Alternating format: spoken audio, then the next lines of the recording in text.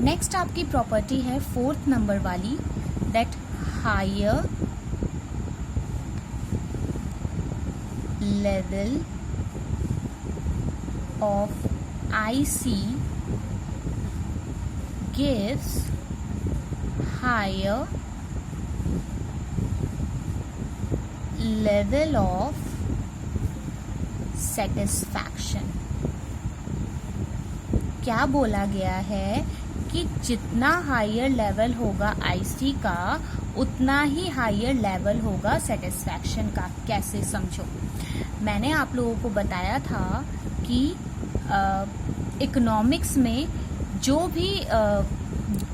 भी हमारे ग्राफ जो हैं वो राइटवर्ड की तरफ जाते हैं, ठीक है। राइटवर्ड मीन्स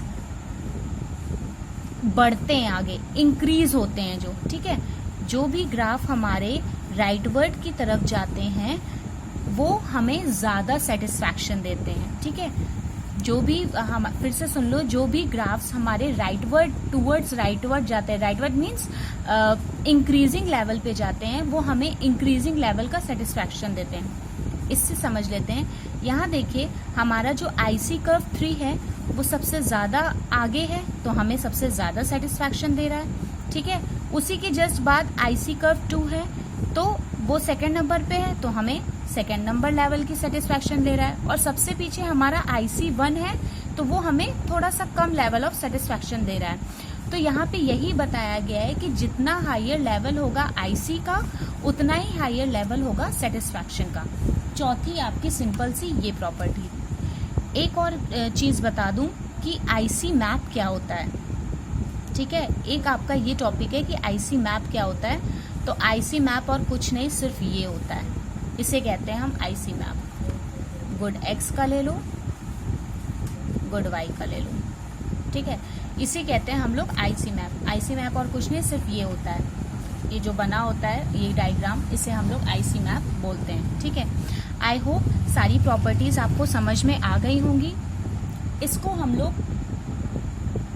ये सारी प्रॉपर्टीज हमारी इंडिफरेंस कर्व की हैं। सबसे पहली प्रॉपर्टी कौन सी थी कि IC स्लोप्स नेगेटिवली, IC हमेशा नेगेटिव स्लोप करता है। क्यों नेगेटिव स्लोप करता है? क्योंकि कोई एक गुड दूसरे गुड के लिए सेक्रीफाइस करता है। नेक्स्ट प्रॉपर्टी क्या थी? IC curve is convex to origin. IC curve जो होता है वो कॉन्वेक्स टू ओरिजिन होता है। ये भी हमें पता चल गया क्यों होता है, कैसे होता है, सब हमने यहाँ समझ लिया। नेक्स्ट हमारी थी 2 ICs can't touch and intersect with each other. 2 IC कभी भी एक दूसरे को टच और इंटरसेक्ट नहीं कर सकते, ठीक है। और आपकी last but not the least, higher the level of IC gives higher level of satisfaction. एक चीज और समझ लो, मोनोटोनिक प्रेफरेंस क्या होता है।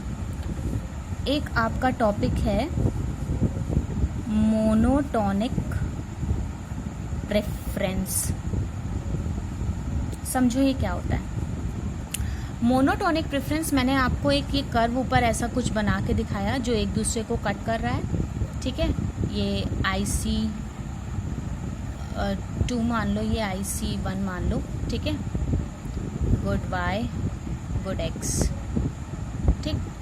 तो ये जो मैंने आप लोगों को करके दिखाया है, इसमें आपको मैंने बताया था कि जितने भी कॉम्बिनेशन होते हैं सब में सेम लेवल ऑफ सेटिस्फैक्शन होता है, ये आपको पता है। मैंने यहाँ पे आपको क्या बताया है कि जो कोई भी इंसान, कोई भी ह्यूमन बीइंग जो होता है, जिसको किसी भी चीज से ज्यादा सेटिस्फैक्शन मिलता है वो बार बार वो चीज खाता है, ठीक है। ये एक नॉर्मल ह्यूमन नेचर होता है कि अगर हम लोगों को किसी भी चीज से सेटिस्फैक्शन मिल रहा है तो हम वो बार बार चीज खाते हैं और ज्यादा मात्रा में खाते हैं, ठीक है।